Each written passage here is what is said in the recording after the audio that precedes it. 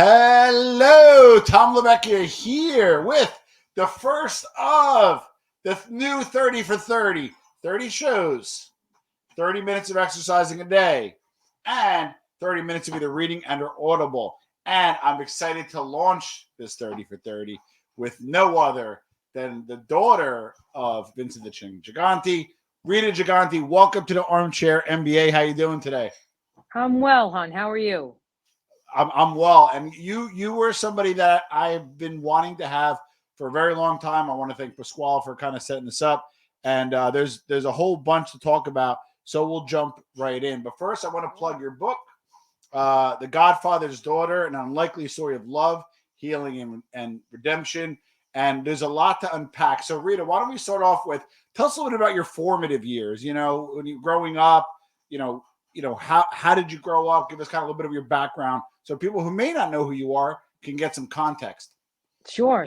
So, for those who don't know, my dad was the boss of the Genovese crime family in Manhattan, and he was also the head of the commission, which would mean the head of the five families. Yeah.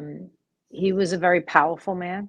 I even till today, I'm not sure how far his hand stretched, but I know it was, pretty far.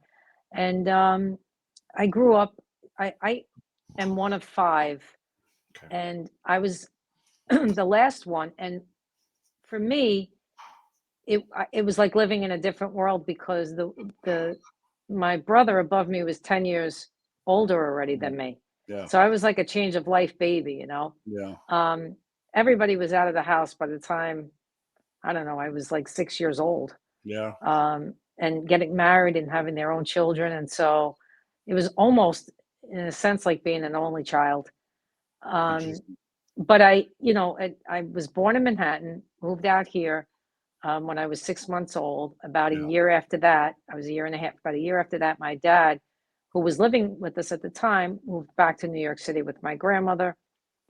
There was an incident that they said that, we were trying to bribe the police department.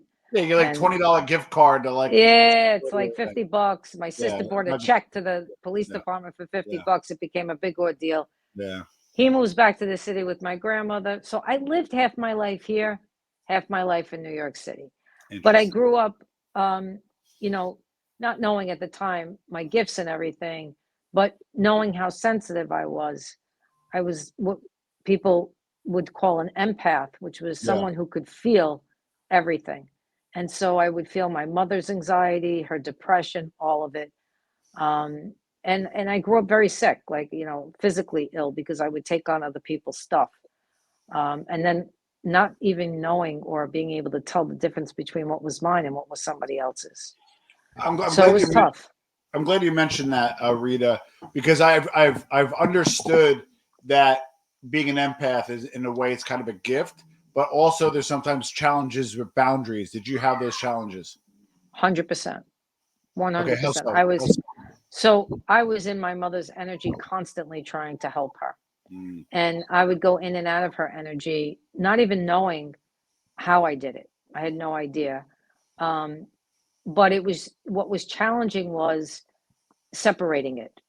I didn't know how to separate it, and I pretty much was told at a very young age, take care of your mother, so that's all I knew. Yeah. And I was emotionally attached to her. I was not emotionally attached to my dad. I had a lot of fear around him. And so it left me vulnerable in a lot of ways. And my first anxiety attack was at the age of 5. My first panic attack was at the age of 7 because I was in my mom's energy trying to help her, and I almost couldn't get out of her energy, and it triggered a panic attack. And so that was my first experience with that. And then I developed OCD at about age 10 or 11. Well, that's not good. I was home more than I was in school. Yeah. I don't know how. The only reason why I think I made it through was because of who my dad was. They should have left me back, quite honestly.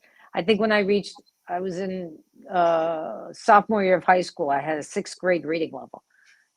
Like, it was just, So I had to do a lot to get out of that hole and to become who I am today. Well, there's a lot to unpack there because I love the Italian culture. I love the Italian American culture. I don't love the historical treatment of mental illness within the Italian American culture. I kind of felt like it was either suppressed or misjudged, or that person's just a little weird and dismissed. I think it's getting better as we get assimilated, but I think Sure. you and I are kind of the other generation where you got a back, slap in the back of the head, feel better. Yeah. Oh, okay, so you got Right. that right, and then coupled with being a daughter of a big mob boss. I'm really big on, I'm getting more and more into energy. I've kind of discounted in the past. I'm getting more into energy vibration. I'm understanding my mindset may actually help control and capture that vibration. How was your father's energy growing up? Um, I want to say he was consistently focused on what he needed to be focused on. And he was very moody. He was a Okay. moody person. So you never knew what you were walking into. Even though there were times where, I remember moments where he would, I'll say, let down his guard. When I was sick a lot with anxiety and depression, he would rub my back, soothing. It was very soothing for me. Or, Yeah. as I got older, I was able to get him up and dance to Elvis a little bit. Mm. So he would come out of character like Yeah. for a few minutes and then go right back in. Yeah. So but that whole side of the family lent to depression and anxiety. So, Mm. I'm not surprised. And also being in the dark consistently, meaning everything, all the shades were drawn, not being able to talk on a telephone, Yeah. never, and Yeah. except when he went to jail the last time. Yeah. Um, having to hide, having to this, having to that. It's not conducive to a normal, normal lifestyle in any way, Correct. Correct. you know. Well, I've interviewed Pablo Escobar's wife. I also interviewed the son of Salvatore Rina, who was like your father in Sicily, who took Right. on the government. And I'm finding like consistencies dealing or talking to folks like yourself of really powerful, super powerful people, right? Pablo Escobar, Tortorina, Sure. Gigante. These are names that controlled thousands of men, hundreds, if not billions of dollars, right? Right. And your home life is like categorically, like I'm an older father, right? Because you resonate with me for many reasons. I'm one of six. I have Hmm. older siblings, some that left the house before I was born. I have a kinship there. But as a father, I'm an older father now, and I'm a different father than I was 10 years ago, and I'm a different man than I was 10 years ago. You being the youngest of the five in your family, who was your father then? And maybe do you know how he was before as a father? Because I want to get a feel for really He who he was, was. Yeah. when I talk to my brothers and sisters about him, Yeah. um, he was a dad in some ways. He was younger, and so, Yeah. he would, in the middle if he was in the middle of the night, he would come home with pastries, and he would wake my sisters up, and they would have pastries with him, and if he had Yeah. money with him, they'd say, here, count this. Yeah. He had that with them. They Yeah. experienced him that way. By the time I came, he was so entrenched in the life that, Yeah. all the light that might have been inside of him, turned to that life, and it became darker and darker because he had to lie more, and evade the FBI, and check himself into mental institutions just to not have to be bothered with them. And um, so this was extremely difficult on my family, my mother. And I he did not, I want to say, he did not he treated me with kid gloves because of my anxiety. He didn't know what to make of it and how to fix it. Yeah. Nobody really did. Mhm. So I didn't get reprimanded the way my brothers and sisters did. He was Yeah. kind of afraid to rock the boat with me because he Yeah. didn't know. Yeah. So, and it was, so I experienced. I knew immediately if I walked in, if I could speak to him or not. Even though if we said 10 words between each other, it was a lot. Yeah. So his energy said everything. you know, and because I can read energy, I knew exactly if I needed to go sit down or if I needed to, you know, not speak or if whatever it was. You didn't have to be told not to open your mouth. You know what I mean? You knew not to open your mouth. Correct. So there was a lot of anxiety around that, not knowing who he was, what he did, but knew he was powerful. Like I knew because people would be in my grandmother's house, you know, sitting around the table with him and whispering and, you know, papers going back and forth. And you could tell he was telling people, go do this or go do that. But I had no idea what was going on. And then my mother having the anxiety of, you know, not knowing every day what could have been. And, you know, the FBI and then him having a whole nother family and children, you know, so this was a, you know, anybody's nightmare. But so, listen, it was the perfect storm for me to become who I am today. And that's what I try to tell everyone. It's like, you know, I don't want people to think, oh my God, like, I can't believe she, you know, survived that, and this and that. It was it was the perfect storm. It really just, you know, paved the way for me to be the light that I needed to be for others. And now I can pretty much connect to any walk of life and whatever's happening with them because I've experienced so much, you know. Now, was he, considering who he was he present? Did he go to the flute recital? Did you have a Sweet 16? Never. So there was no kind of, no. So no graduations. What would happen was if I was confirmed or if I was, you know, if I did have a graduation, whatever it was, we would go eat at Joe's restaurant. He was never present at anything. Yeah. He didn't come to anything. I don't even know if he did for my brothers or sisters, but for me, no. And it was just a knowing. It wasn't even like somebody told me, okay, Dad's not coming because of, you know, because it was just a knowing, you know. And then I got told, you know, that he was ill, that he was sick. Yes, he had a heart condition, but no, he was not mentally ill. So, you know, growing up thinking certain things and then realizing at the age of 16 who he really there was shock and then there was relief because it was like all the pieces of the puzzle that were out of order got snapped into place in 3 seconds. Yeah. You know, then I realized so many things. So, yeah. Now, to go back a little bit, because I told you we were going to hopefully chat about some things that are a little different than what you're normally into, because I'm like kind of fascinated with like the current you and all that kind of stuff and who you came, Sure. you become. So we're going to get to a little more of that, but I do want to delve a little bit in the past. Your father was essentially recruited by a very important man, Vito Genovese, who, as you know, most people know of him, and the Genovese family, whether we like it or not, has been the strongest family in the U.S. even to this day. So, like, your father was within the Ivy League of the mafia and got chosen by one of the original Godfathers to kind of like do work for him, and then eventually, you know, he evidently followed Lombardi. Why do you think your father excelled in that life and got to the ultimate spot and then was respectfully successful at it? And maybe not as being the present father, but in terms of his success in the life, it's documented. So why do you think it was him? You know, why they chose him, and why do you think he succeeded? To be quite honest, Dad was extremely charismatic with people. He was very well liked in the neighborhood.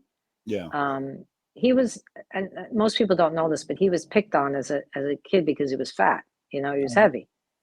And so the older generation would pick on him and call him names, and it left a mark on him. And as he grew up, you know, and he met Vito just absolutely loved him. Took a love for him right from the beginning. Took him under his wing, you know, put him in the boxing ring. Then he drove for him, and little by little, then the you know, Costello and all of that. So, I think Vito recognized someone who was fearless, but really what drove my father to where he got to was power.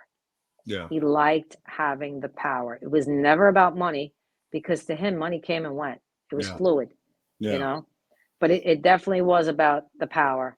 And he's a man of, I want to say, he liked the old ways. So the way things were done in that life back then had certain, for lack of a better way of saying it, certain morals and values and a way to do things, right? And Yeah. he followed that way to a T. Good to yeah. So he was well respected. He was well liked, and he just knew. I mean, he could have done. He had that kind of mind where he could have been the CEO of any company. He Yeah. was smart. So that life gave him power. It gave him the ability to take care of his family, who they were poor. They grew up poor. My mother too. They grew up with holes in their shoes. You know what I mean? My grandmother was a seamstress. Yeah. And my father's mother was a seamstress. My father's father was a jeweler. Yeah. There was no money. So this, having that kind of power, having that kind of energy, Yeah. it just pushed him in that direction. Yeah, because as I understand, your family lineage on your father's side is not from a Cosa Nostra family. He was, I believe, the first person to really get into it along with his brothers, correct? Yes. There was only one incident that happened in Italy with my grandmother, with my grandmother's actual father, who witnessed something from the Black Hand. Oh, okay. And he got told, if you stand trial, we kill your whole family. So he, instead of doing it, he killed himself with strychnine, which is a which is a poison. He was a pharmacist, so he knew exactly what he was doing. Wow. And my grandmother in Italy was wealthy. Yeah. She had servants. They were educated people. She was going to be a pharmacist herself, a doctor. This is what, and he was a doctor as well. So it started then, unbeknownst to my grandmother, what was going to occur many, many moons later here, because she came over with my grandfather. Yeah. And she didn't want to leave. But, back then when women got married, they followed their husbands. That's it. He wanted to come here because his family was here. Correct. So they end up here. They have 6 children. The first Vincent, which wasn't my father, the first Vincent passed at a very young age. Yeah, it was like normal back then almost, I hate to say. Well, no, he pulled a pot of hot boiling water on top of him. Oh my God, sorry. In Italy. Ew. Yeah, in Italy. And he died from the burns. And then my grandmother had my father, the second Vincent. And she named him Vincent as well, obviously. Yes. Wow, I didn't know that. Yeah. And then she had the rest of the kids. And my grandmother had also a gift like mine. Both my grandmothers did. They had the gift, and my grandmother could see. And she was able to see the Blessed Mother. So this was, my father was really the first in line. And there was only, out of all of them, there was only one other that was made. Yeah. Out of his brothers. Yeah, so, Mario. Yeah. Now they're all in spirit world, now they're all there. So, so it was, my grandmother, listen, I'm going to tell you, hated the life. Yeah, I was going to say. It. Yeah. But that was her son. And it's not like she was going to the police and saying, take my son away. Yeah. You know what I mean? It's True. not going to happen. So you, being the youngest, so part of interviewing people that, even like Bill Catolo Jr. and so forth, I try to interview people that had these type of fathers. And as they grow through the ranks, their lives tend to change a little bit. But when you were born, as far as you know, was he the boss yet, or was he still like a capo? So I want to get a feeling for his iterations in the mob and how that had kind of an effect on your guys' personal life. Yeah, he was by the time 1967 hit, he was already moving up. He wasn't the boss yet. Yeah. But he was moving up. It's when Vito passed that, kind of the reins came to him, but somebody else was the front man, we'll say. Yeah. And then slowly, by the time I was, even probably before high school, I'm guessing he was. I want to guess, and who knows, right? Because the Genovese family was so secretive. I think they had like Lombardi allegedly, or maybe the front man, and then he might have been like early 80s. When when you believe he was boss, or when the books and the FBI says he was boss, again, did things change? Did you guys, were you more affluent? Did you have to have more security protocol? I'm just wondering, as he got No, bigger, was there any changes? not for us. No. Okay. We didn't have bodyguards or anything like that. Okay. But there was FBI people around the house sometimes. Interesting. And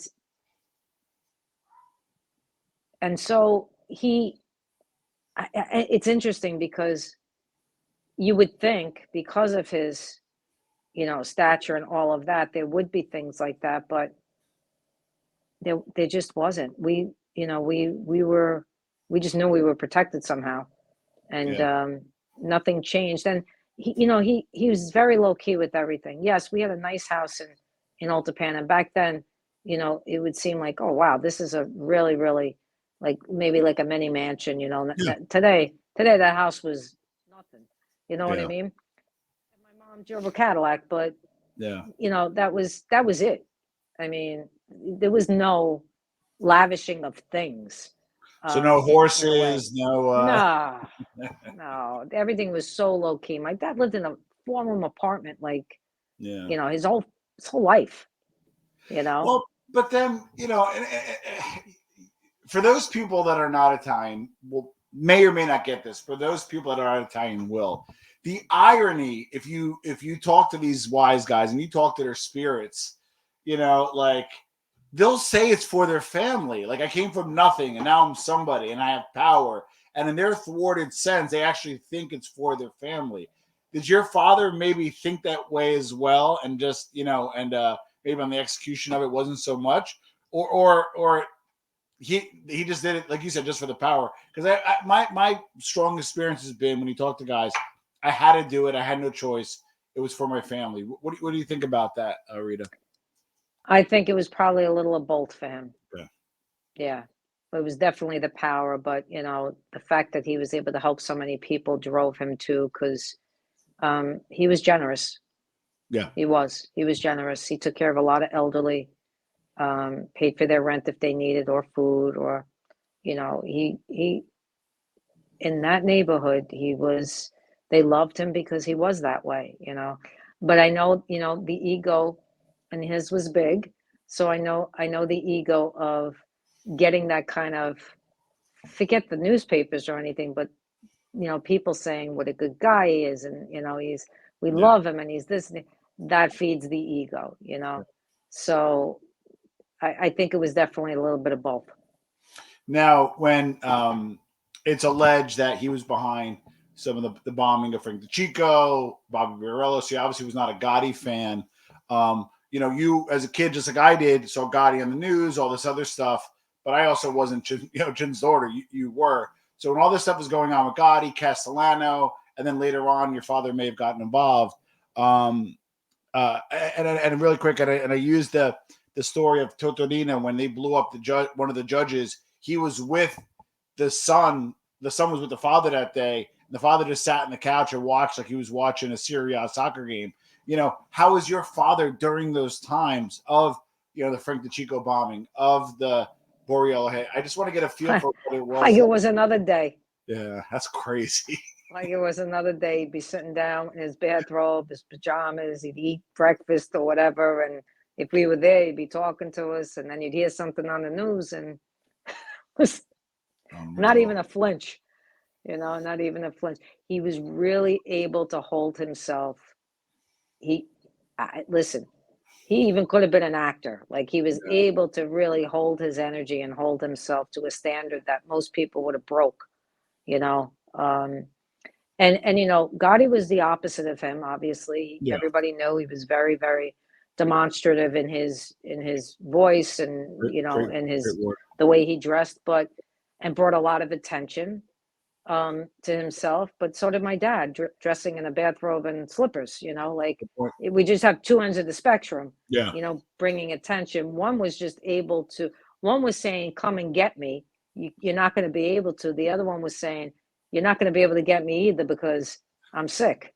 No.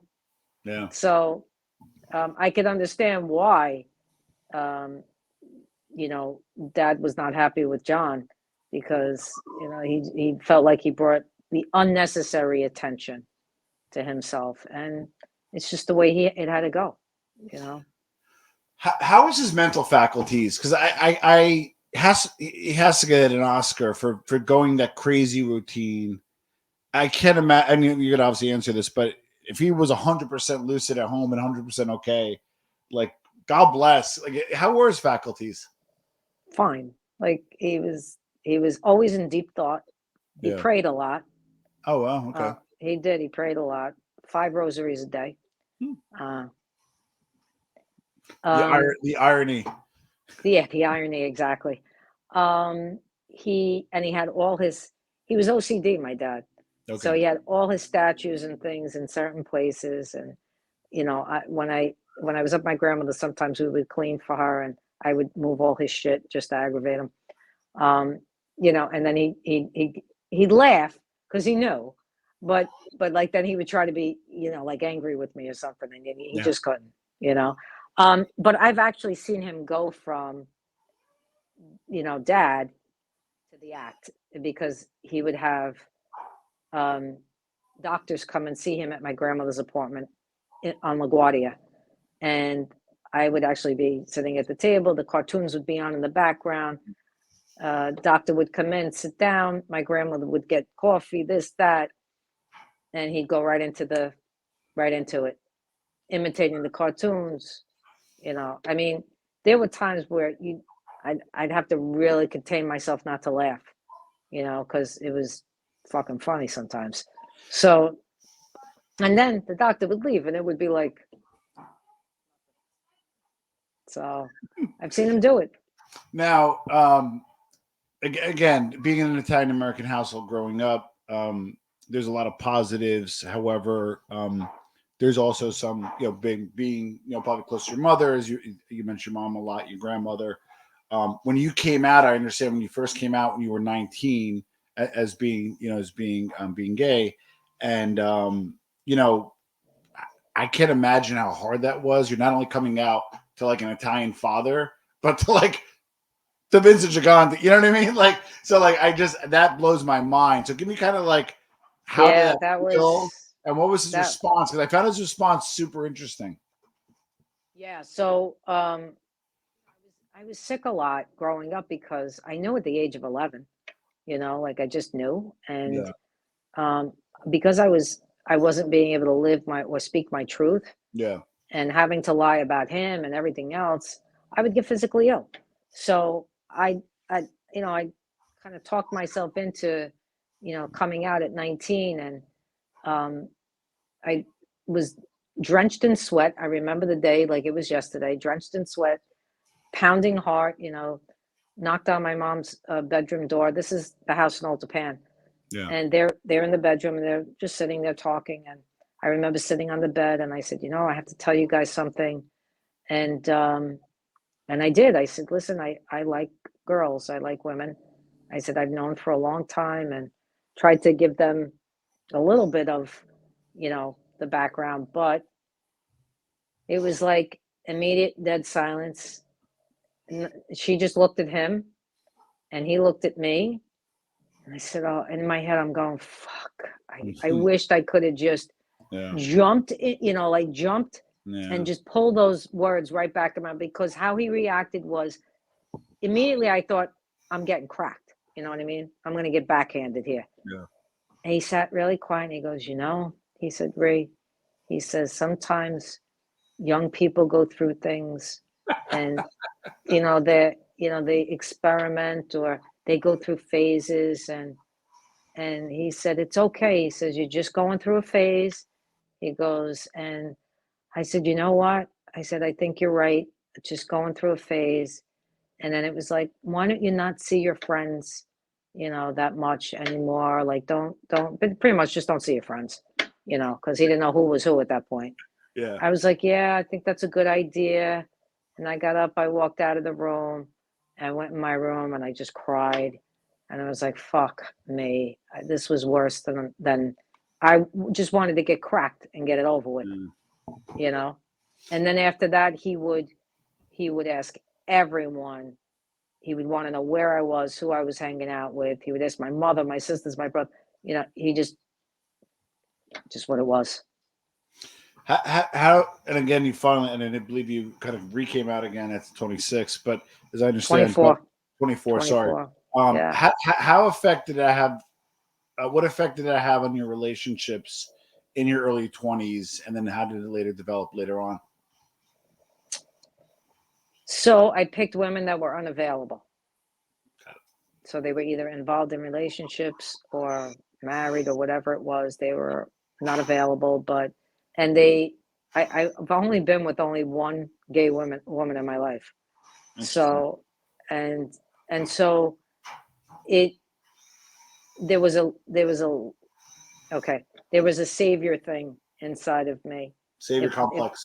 Like if there was a woman having an issue with a man, because men were so, intruded in my life in so many ways, then I wanted to save them, and it just became probably my life for quite a few years before I realized what I was doing to myself and to, everyone else. Yeah, but I hate to ask this, but if you had the savior complex, right, and then you would wind up being with a married woman, which I'm assuming was traditional marriage, right? That generally goes down to vicinity, given your life, right? Like, was it somebody super close? Was it a wife of a relative? Just you don't get specifics. No, just curiosity. No. They were people I worked with. Okay, yeah, that's something vicinity. Okay, yeah, somebody in the vicinity. It's not like I didn't go to gay bars back then. And I didn't really frequent those kind of places, to be honest with you. Yeah. People, it's funny. I It's have a weird question, but I had to ask. No, because even my life now, and I'm married to a woman who was married to a man in the past and got divorced, and we're married now. But I live in a straight world. It's the strangest thing. I have one set of gay friends. That's it, and they're men. It's like I don't know how to explain it. It just is the way it is. But yes, I had that savior complex back then, and I really was looking to save myself. And trying to do it through relationship. So I learned a lot, but then when I finally realized what I needed to do, my whole life changed. Well, the irony, Rita, if you did go to gay clubs back then, there was odds are be owned by somebody from the Genovese family. I don't know if you're aware of that, but that's probably that's kind of how it was back then. All right, so now you get older, right? And then when your father went to jail, how did the dynamic of that relationship change? Were you able to call him? Were you able to visit him? What was that relationship like at that point?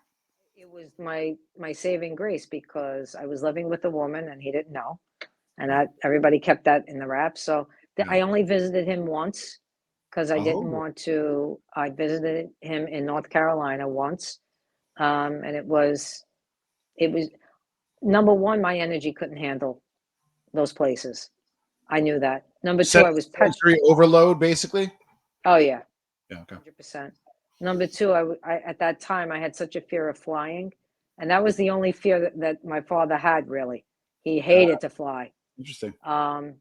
So I drove to North Carolina to see him, and he was angry with me because I wouldn't take turns going on the trip, and there was a piece of him that was angry, and then he was pouting like a child, and then he was okay with me at the end, but it was my saving grace, and it actually was.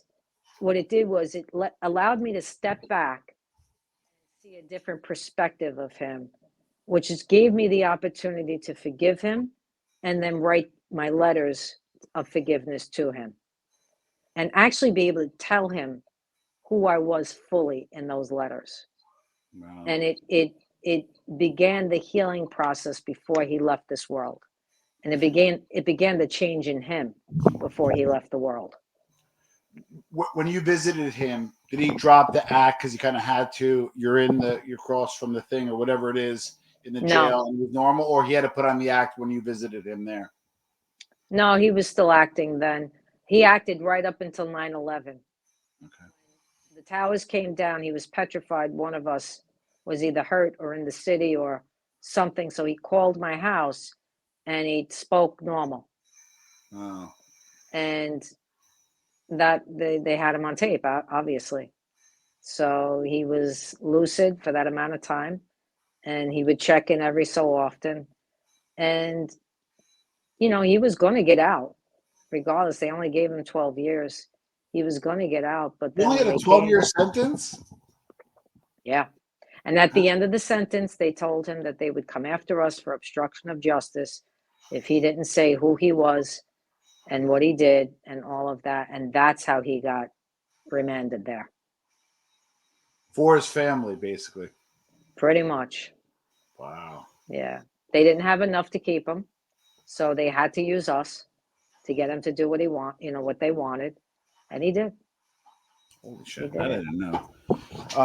I got one of the books of many on him. The Larry McShane book, The Chin. I like Larry. He's a great guy. That book gets a bad rap. Have you read that book? I have not. I've not read any of the books. Really? That have come out about him because either I'm going to read something that I know is true, or I'm going to read something that is bullshit. Got it. And people that don't know it, the truth of it, because they haven't lived it. And I'm giving you my version of the truth, right? This is my truth, what I grew up with, what I lived with. If you had any of my other family members on, you would get a whole nother truth. I was gonna say, yeah. Because they lived it different. Oh. Looks like you got. Give her a second to come back in. Sorry, keep going. You were talking about the truth. If somebody else, if somebody else was sitting here with you, another family member, or you'd get a completely different story, because they experienced him very differently than me. Now, you mentioned that, and it's well known that he had another family yes. in New York. Did you know of them? And then, when he passed, do you have a relationship with them? And how did that all kind of go down? We didn't know about them till, God, I was in my 20s. It came out in a newspaper. Nobody knew about them, except probably one of my sisters. And I don't even remember when that occurred, but that was one of his secrets. He had 3 children, all around my age, 2 years ahead of me, one only 6 months apart. So my mom and her were pregnant at the same time, and then one 2 years behind me. So we had a very short-lived relationship. I met them, went out a couple of times. We were able to, I wouldn't say be family, because I didn't feel 100% comfortable, but I did, in one of our meetings, I said that, my mom and dad are married. And they said, no, our mom and dad are married. And I said, yeah, no, that's not the way it is. And that began the beginning of the end of things, pretty much. So it got to the point where once he was in jail, once they realized I wasn't going, my sister Yolanda went a lot. They started to get angry at a lot of different things. Then when my book came out, all hell broke loose. So I don't speak to them. Nor do I wish them any harm. I hope they're all well. I have no ill will. And, none of us speak to each, as far as I know. I can't speak for my brothers. I don't know. But I know me and my sisters don't have anything to do with them. After your father passed, your uncle, who passed recently, I'm sorry about your loss there, was in the life as well. Was there any residual stuff associated with the life? Was there people that maybe entered after your father passed, or any machinations of being a mob boss's daughter? Does it just go away, or when he died, that was it for us. It was not. I am not aware of any machinations or anything like that. Yeah. But it's interesting because my uncle, before he passed, someone did come to him and say, "You really should read the book. It's not what you think it is. it totally is not, you know, what everybody thinks it is. And he knew in the end it wasn't. So, and it didn't matter to me because I knew what it was, Yeah. you know, and It's I truth. Yeah. that and I you know, my father was when my father passed, he was so on board with everything at that point with me That's that, amazing. you know, I had his I still do. He's still working with me till today, you know. So it's what I want to, you know, what I would say to people is it doesn't matter if they're here or they're there. You can make amends anywhere in this world, Mm, anywhere, if you want to release the pain and you want to become who you really need to become, you know, which is the light. We're all, that's why we're here. We're here to learn lessons. We're here to connect to the light that we are, period. Well, you seem at peace now. I saw many of your other interviews, and you seem like you're genuinely at peace. You're speaking your truth. We'll get into what you're working on now. I'd love for you to plug that as well because you're great about coming on the show.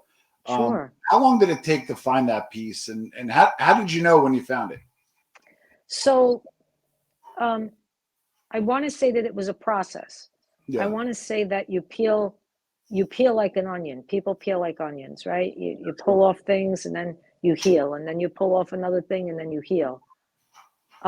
So it was a beautiful experience to go through that and then be here now. And I have to tell you, I'm still healing things, yeah, of course. right? So nothing, you know, the freedom is what I really wanted.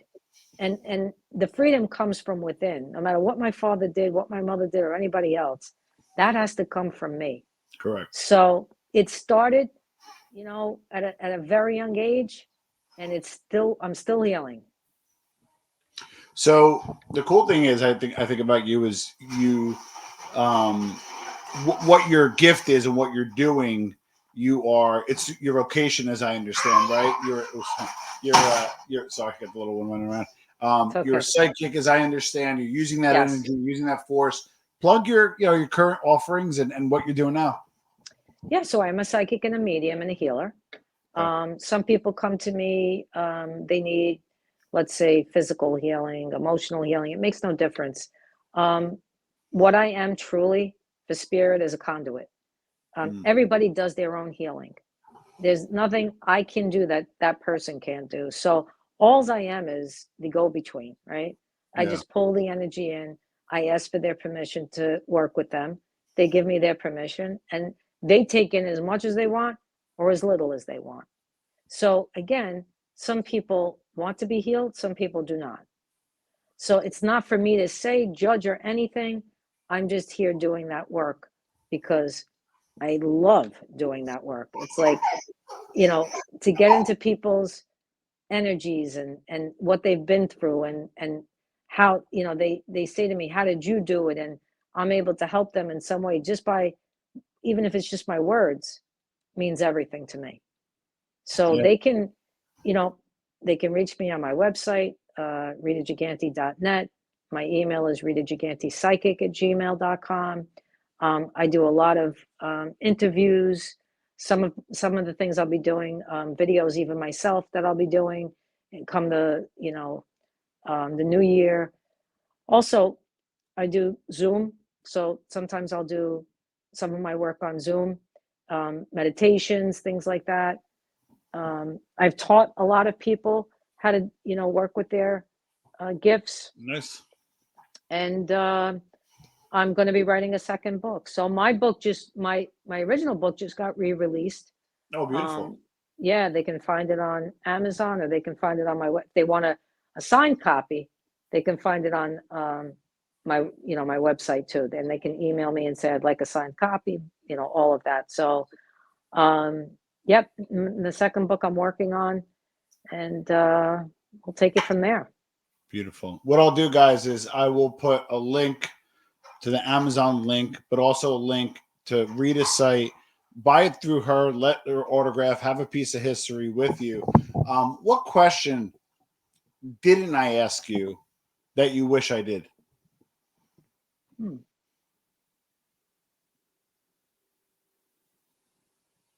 Interesting. I feel like you've really covered a lot of bases, to be honest with you. Um, I don't I don't think there is anything, to be Cool. honest. Well, Yeah. my final question. You could have dinner. Now, I typically have a lot of people in the life on the show, respectfully. So it could be in the life or out of the life. It's fine because I know you're a dynamic person. You could have dinner with anybody, dead or alive. Who is it and why? Dinner with anybody. Does it have to be one person? It could be multiple if you'd like. Yeah, I mean, I would love to have dinner again with my mom and dad, Mm, as they are now in the spirit world, because I'd love to see their interaction, even though I see it, but it would be nice to be physical. But yeah. I would love to see my dad in that way here, like in the Yeah. way he is now here, and watch their connection between each other because it's very strong, their connection. Well, So if you watch this interview, if anybody who watches it, earlier on when you talked about coming out at 19, you had a pitch in your voice. You actually almost were re-experiencing the fear, right? But yeah, just now, when you really thought about having dinner with your parents again, you face lit up. Like I love you because you're an emotional person, and it shows. And I think that's just a beautiful thing, Rita. And I really appreciate you being on the oh show. my God, no, I appreciate you having me, please, anytime. And I just want to tell the listeners that, first of all, thank you for listening, but second, don't underestimate who you are. You can do whatever it is you put your mind to. I'm a testament to that, and I'm a true believer. So God bless. Awesome. I'll put the links below. Rita, thanks for being on the show, and we'll see you all soon.